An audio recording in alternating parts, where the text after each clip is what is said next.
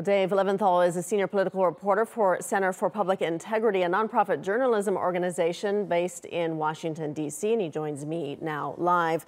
So, Dave, another Trump appointee in the Supreme Court would surely solidify his agenda, moving the court further to the right, would it not?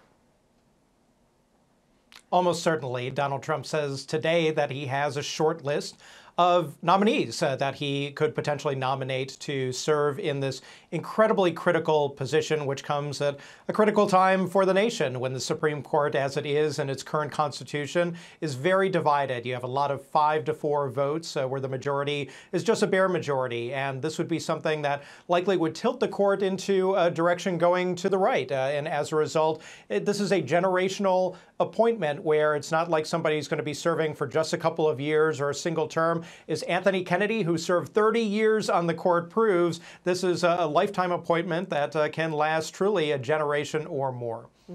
Well, Justice Kennedy was instrumental in key votes such as same-sex marriage, abortion access, and affirmative action. And Democrats are already saying a Trump-appointed judge would reverse the progress that's been achieved over decades. Is that fair?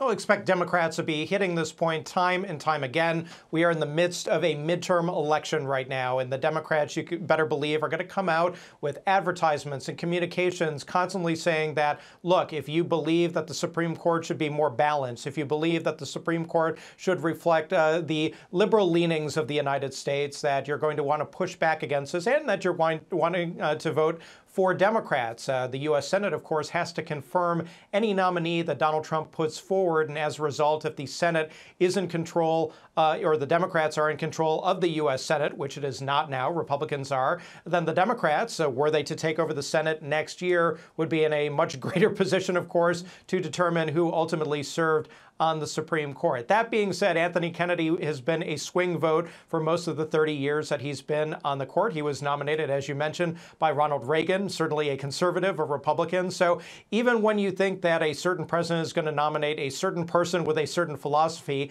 it doesn't always tend to work out just that way. So, you want to make sure that you've kind of couched the nominees that go forward and not just say, hey, they're just going to be a mirror image of the president who nominated them. Well, you mentioned those midterm elections coming up. So how could this affect the results of the midterms?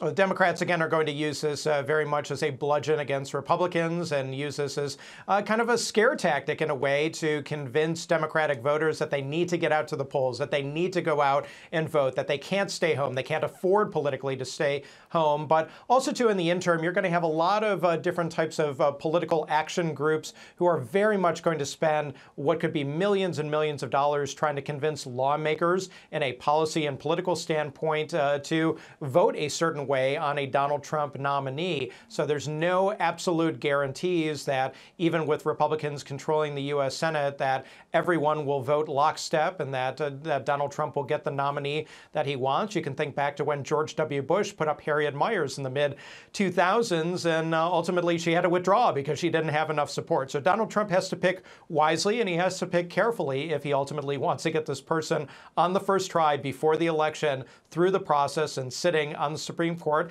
as he was successful for doing for Neil Gorsuch, who is his first and to this date only nominee who is sitting on the Supreme Court right now. All right, Dave Leventhal live in Washington, D.C. Thank you.